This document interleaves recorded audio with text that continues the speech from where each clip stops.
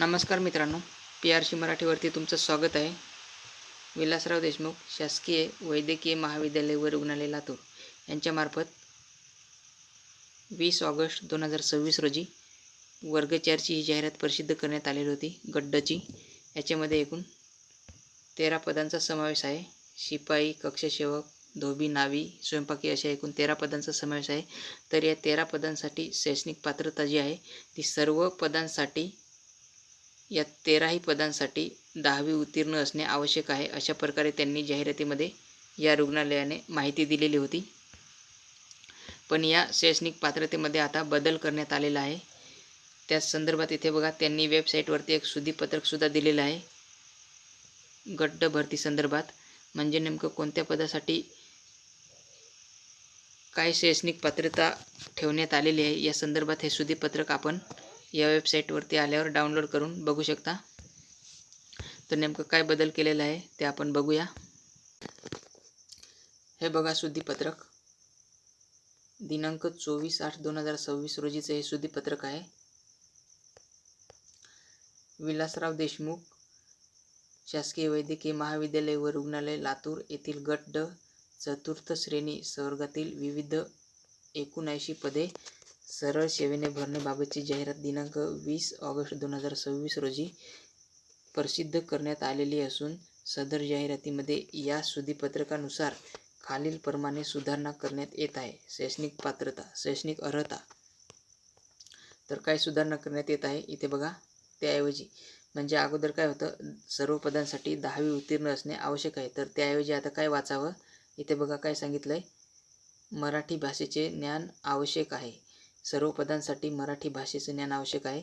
आणि कक्षसेवक या पदासाठी शैक्षणिक अर्हता काय सांगितलं आहे, तर माध्यमिक शालांत परीक्षा उत्तीर्ण केलेली असावी. म्हणजे या पदासाठी फक्त 10वी उत्तीर्ण असणे आवश्यक आहे. याच्यामध्ये बदल केलेला नाही. बाह्य रुग्ण विभाग सेवक माध्यमिक शालांत परीक्षा उत्तीर्ण याच्यामध्ये सुद्धा बदल केलेला नाही.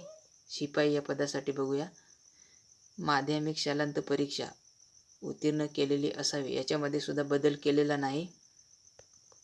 माळी माध्यमिक शालांत परीक्षा उत्तीर्ण तसेच शेतकी विद्यालयाचा फलोत्पादन प्रमाणपत्र अभ्यासक्रम पूर्ण केलेला असणे आवश्यक. म्हणजे माळी या पदासाठी शैक्षणिक पात्रतेमध्ये बदल केलेला आहे. फलोत्पादन अभ्यासक्रम पूर्ण केल्याचे प्रमाणपत्र त्यांनी सांगितलं आहे. शेतकी विद्यालयाचे फलोत्पादन प्रमाणपत्र पूर्ण केल्याचे प्रमाणपत्र. स्वयंपाकी या पदासाठी बघूया. माध्यमिक शालांत परीक्षा उत्तीर्ण केलेली असावी तसेच कमीत कमी 1 वर्षाचे नोंदणीकृत व्यवसायधारकांचे स्वयंपाक येत असल्याचे अनुभव प्रमाणपत्र अनिवार्य.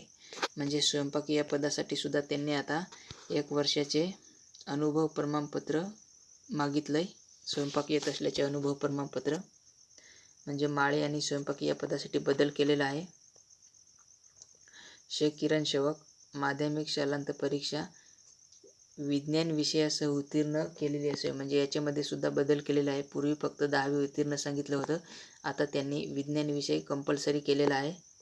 प्रयोगशाळा परिचर माध्यमिक शालांत परीक्षा विज्ञान विषयासह याच्यामध्ये सुद्धा विज्ञान विषय कंपल्सरी केलेला आहे. रक्तपेढी परिचर माध्यमिक शालांत परीक्षा विज्ञान विषयासह उत्तीर्ण केलेले असेल. म्हणजे याच्यामध्ये सुद्धा विज्ञान विषय कंपल्सरी या पदासाठी.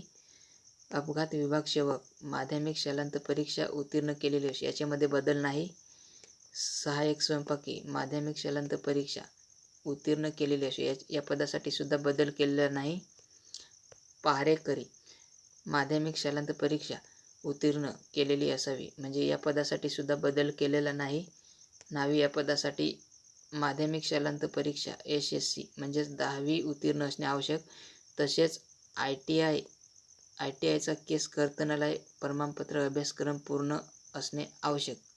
म्हणजे नावी या पदासाठी त्यांनी आता बदल केलेला आहे. पूर्वी 10वी उत्तीर्ण फक्त सांगितलं होतं, आता याच्यामध्ये त्यांनी ITI म्हणजे केस कर्तनालयाचं ITI प्रमाणपत्र मागितलं आहे. आणि धोबी या पदासाठी माध्यमिक शालांत परीक्षा उत्तीर्ण असणे आवश्यक. म्हणजे धोबी या पदासाठी शैक्षणिक पात्रता बदल करण्यात आलेली नाही. अशा प्रकारे त्यांनी अशा प्रकारे त्यांनी 4 ते 5 पदांसाठी शैक्षणिक पात्रतेमध्ये बदल केलेला आहे. जर तुम्ही या पदांसाठी शैक्षणिक पात्रता धारण करत असाल तर आवश्यक तुम्ही अर्ज करायचा आहे. तुम्ही कोणत्या पदासाठी पात्रता धारण करत आहेत, म्हणजे कोणत्या पदासाठी पात्र होत आहेत, त्या पदासाठी तुम्ही पात्र असाल त्या पदासाठी तुम्ही आवश्यक अर्ज करायचा आहे. कारण शासकीय भरती आहे आणि सरळ सेवेमार्फत ही पदभरती होणार आहे. त्याच्यामुळे तुम्ही आवर्जून पात्रतेनुसार अर्ज करायचा आहे.